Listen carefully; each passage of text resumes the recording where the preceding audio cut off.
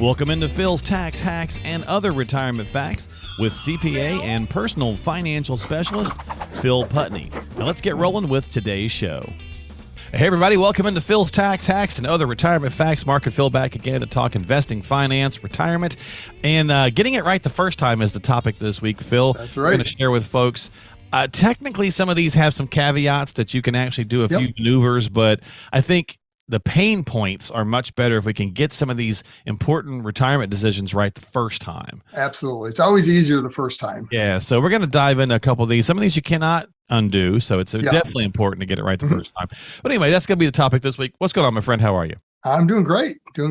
Yeah. Back in the swing of things here, getting into the fall season. So yeah, we were just chatting. I just got back from a little vacation myself, so I might be a tad tanner than usual, but it was fun. It's always good. Always good. But yeah, got to get back to work, got to get some things done. I know at the time we were taping this, I was looking and saw that the Dow was not off to a good start today. No, it was, Didn't like the inflation numbers again. So big surprise. I was going to say we probably should touch on that a little bit, but yeah, big surprise there. But all this kind of stuff, they all play together. They really do truly in retirement. They play together. Like, you know, all this kind of stuff. It's so important. We talk often about having a good advisor and just a good team or whatever the case is, because it's not just one thing that, happens and it's kind of in itself in a box like Social Security. Right. And that's where we're going to start, because Social Security tends to people, I don't know why, but people tend to put it in this, well, I've got all my stuff and then I got Social Security. Yeah. And they really do play together and they interact, and then the tax conversation. So anyway. Yeah, they often look at it as one decision by itself then they base everything else on that. It's like, you've got to build that, and the assets and the taxes. Those are kind of the three pieces that as one moves, it moves the other. And, so, yeah, it's a puzzle. It truly is. Absolutely. So, in the aspect of today's show, Phil, getting it right the first time, let's talk about starting Social Security. Sure. All right. So we're going to open up by the fact of saying that if you do this, you're locked in.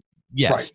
Technically, there is a mulligan. We'll talk about that in a second as well. But most people don't want to do it, and we'll explain why. Right. So get it right the first time. If it's the when to turn it on conversation. If it's the I truly need the money and the math makes the sense, that seems totally sound. Right. If it's the government owes me or I'm afraid they're going to crash the whole thing, that might not be the smartest decision. But let's talk about the idea of getting it right. Yeah, I mean, you've got to understand all the factors that go into it. We're touching on it a little bit. I mean, you can't look at just Social Security by itself. And, when we're teaching our Social Security class, I mean, we go through this. You've got to understand Social Security, run the math on it, do a break even, right? How, if you file at various ages, does it make sense for you to delay? What is your life expectancy? And that's always the big question. But, we've got general ideas based on your own specific health, maybe family history, to see, what the right age might be from that standpoint. But then you've got to take that and now look at the overall plan. What do I need for income? What assets do I have? What other sources of income? And then how do I blend Social Security in? Because there's a lot of significant benefits to Social Security, I think, that often get overlooked. Cost of living is one of them. We're touching a little bit on inflation and the crazy numbers that they've been over the last several months now, and how it's affecting the market. And we're seeing the benefits to Social Security. I mean, last year the cost of living was 5.9. I mean, that's huge. It hasn't been that high in several years. And it's not touching.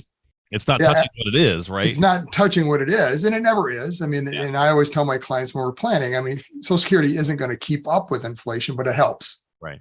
And usually they take it in Medicare too. So yes. I mean, there's that, the survivor benefits of it, understanding how to play the benefit against a spouse. I mean, it's not just yours, it's that spousal and or survivor benefits. How do you play those in? So there's a lot of options. And we got to get it right the first time, because if you do have so I guess we should touch on that. You do have a 12-month window. So if you went in, Phil, and you activated it at 62, and then, 10 months later, we're like, this was a mistake. Or maybe then you finally sat down with an advisor and they were like, no, we really need you to wait till 66.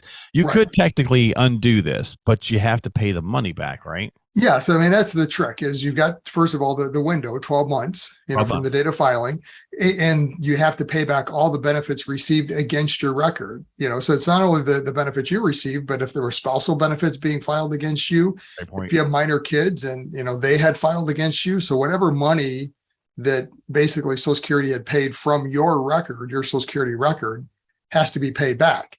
And oftentimes that's the caveat, right? Is makes sense, but do you have now, do you want to do it? Can 20 grand, 30 grand, whatever your number is sitting in the side that you can pay it back. So you're paying it back. You're not necessarily like incrementing it back. No. Yeah. With this, it's you write them a check, send it back. Now there's no interest. They're not charging you interest on it. It's just pay the lump sum back. So yeah. Okay. And then of course your benefit the number would proceed to grow as normal. Right. I mean, it's basically, kind of a mulligan, basically. We're talking about it's a do-over. Yeah. Completely resets the clock. It's as though you have never filed. So there's one other way to kind of do a reset on Social Security. It doesn't completely reset. Okay. We call it start, stop, and restart. So if you started, you missed this, right? So let's say it's 13 months into it. No, I didn't realize I should have waited. Maybe for survivor benefits is a lot of times the piece that plays in that people didn't understand. And maybe I should have waited to grow that benefit for survivor benefits. So once you reach full retirement, you can suspend the benefit. So from 62 to full retirement, you can't stop it. Once you turn it on, you've missed the 12 months, you're done. There's no way to stop that benefit. Okay. Short of working too much. And that's a whole nother scenario to get into. But once you reach full retirement, you actually have the option of suspending the benefit.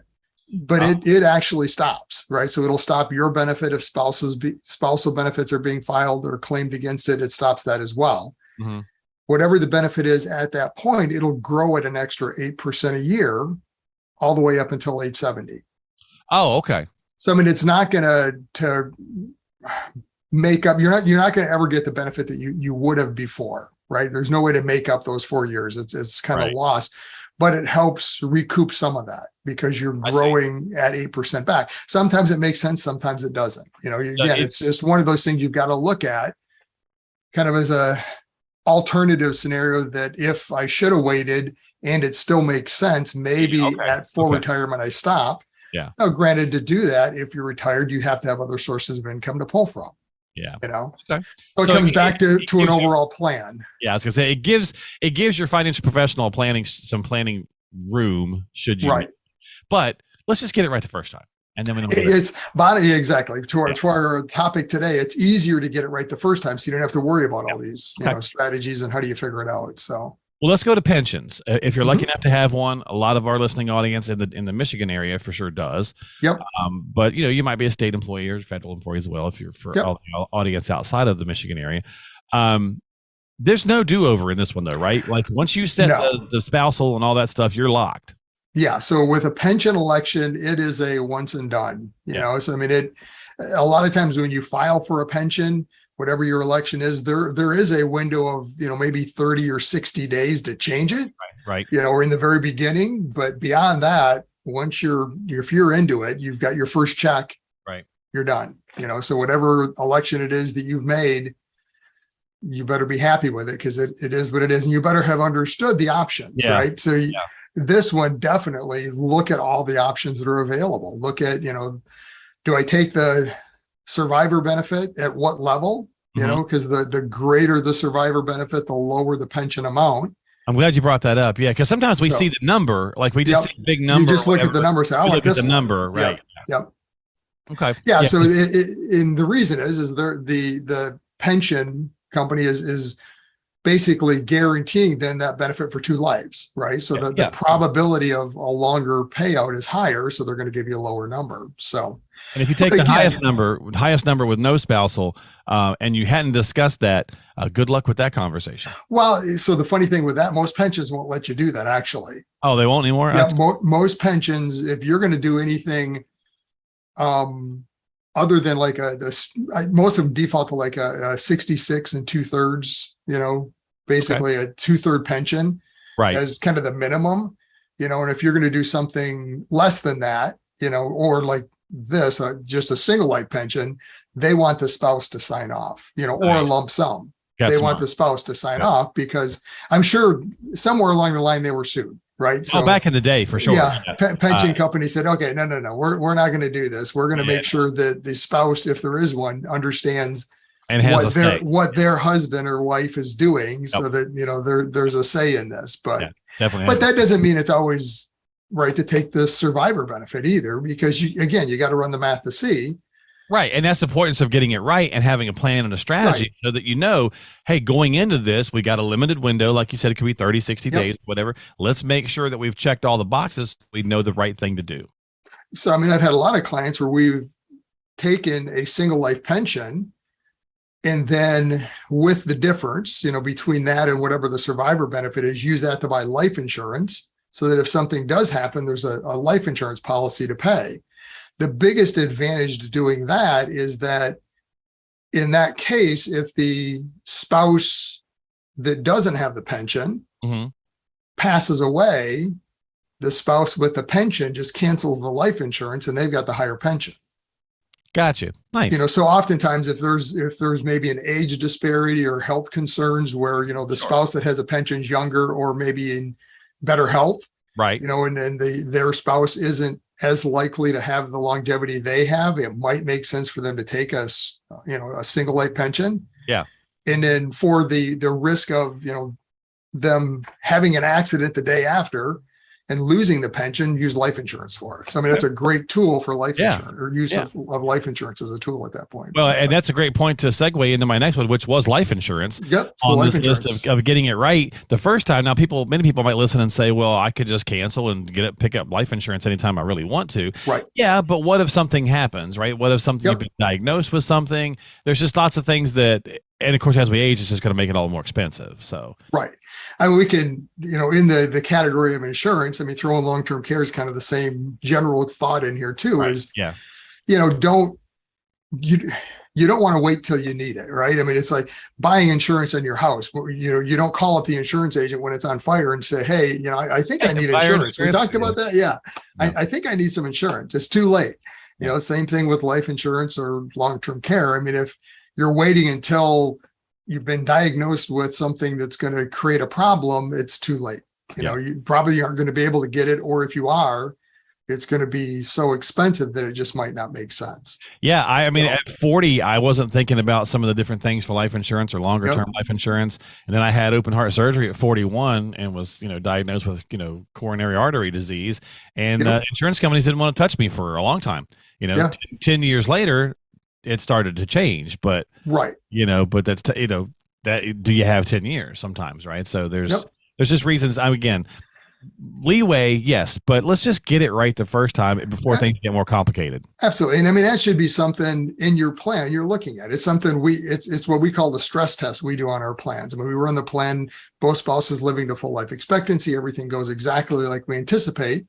Now let's run a stress test of what happens if either of those spouses passes prematurely. What does that look like? Yeah. Is there truly enough assets and income at that point to carry that surviving spouse through? A lot of times there is, but sometimes there's not. And life insurance is a great option for that. Great option. Yep. The only option for it, really. And a lot of people think, oh, life insurance, I don't need it, I'm retired. But no, don't use that assumption. Run the math, see, does it make sense? And since we're in car country, we'll use a car saying it's not your father's Oldsmobile. So that's right. all right. So final one here, Phil, retirement date, picking a retirement date. Now, again, people listening say, well, there's plenty of leave. I mean, if I change my mind, I'll just undo it. But think about it from this standpoint, folks. So here's kind of where I'm going. Now, granted, COVID and the workforce issues we've seen since have maybe changed us a little bit. Chances of getting a job, let me set it up. Well, some people might not have had the option. Let me set this up a little bit more. Yeah. So like if you gave your retirement date, you picked it, you set it in stone, you're ready to go, you've gone through the paperwork process of quitting, leaving and all that stuff, and you put everything in place, and then you changed your mind 6 months later because you were bored or whatever, or you needed the money. That's the bigger problem. If you 6 months later you screwed up and you needed the money, what are the odds of you getting the same job, same position, same pay, same benefits, and everything that you had before? Pretty close to nil. Now, COVID maybe has opened this thing up where people are still looking for really qualified people. So potentially, but the reality is probably not, right? Yes. That's why it's getting it right the first time. If you're going through that whole schmeal of getting everything set for retirement, and then you've made a mistake and you have to go back to work, not want to, have to. That's the difference. Yeah. And I mean, I have this discussion with prospective clients all the time. It's like, well, I'm not going to retire for probably another 2 to 3 years. So I think I'll come back then. Like, no, we should probably start looking at it today because you don't want to wait to 3 years from now and then realize oh, it's still not going to work. It's still not going to work. You know, I'm going to have to work 5 more years or something, you know, Right. I mean, or maybe I need to change my lifestyle or plan or whatever it is. Or a better alternative is maybe you don't have to wait 3 years. You know, wouldn't you want to know that if you had that option today to say, you know what, yeah, you can wait 3 years, but the reality is if you wanted to retire and live the lifestyle that, you know, we've talked about and planned out, you could do it today if you want it.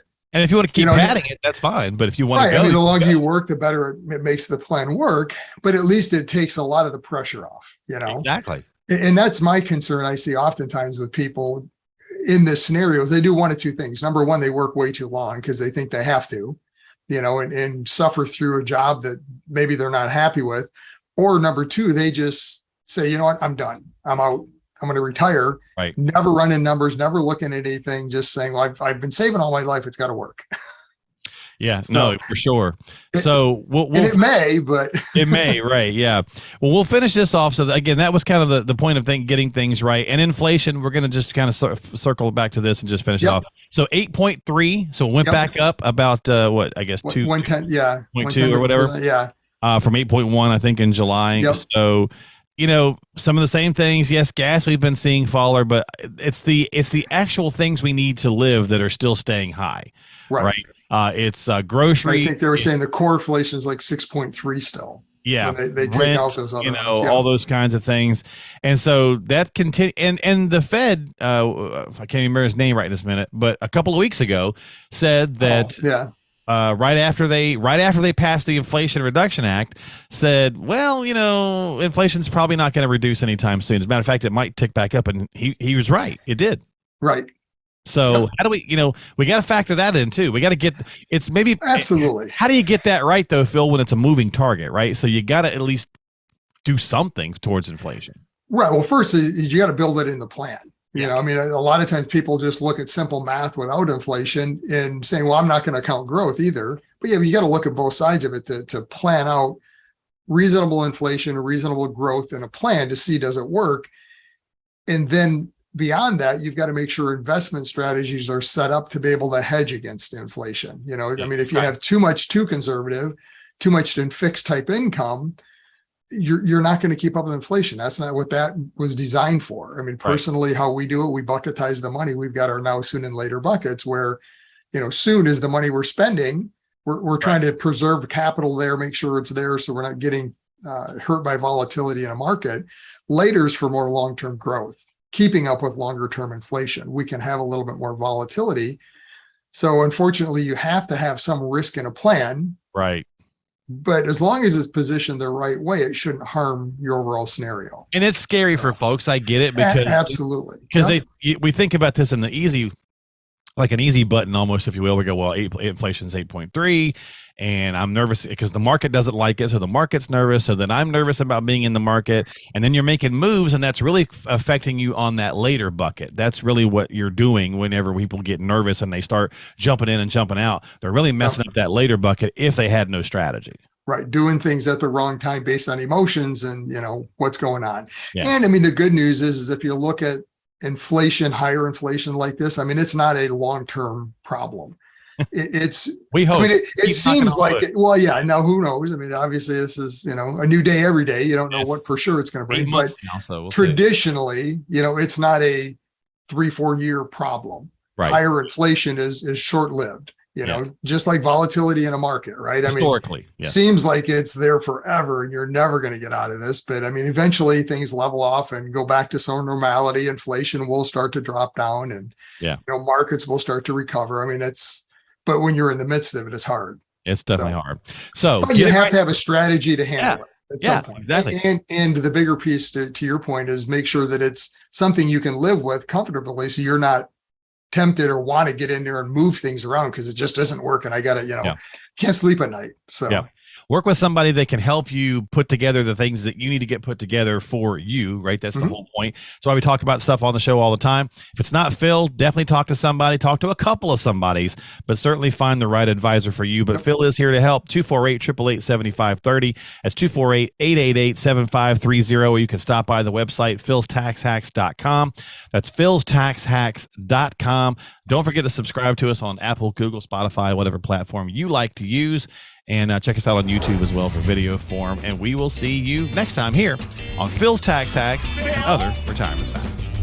Investment advisory services offered through AFS Wealth Management. The content of this program is provided for informational purposes only and is not a solicitation or recommendation of any investment strategy. Investments and/or investment strategies involve risk, including the possible loss of principal. There is no assurance that any investment strategy will achieve its objectives.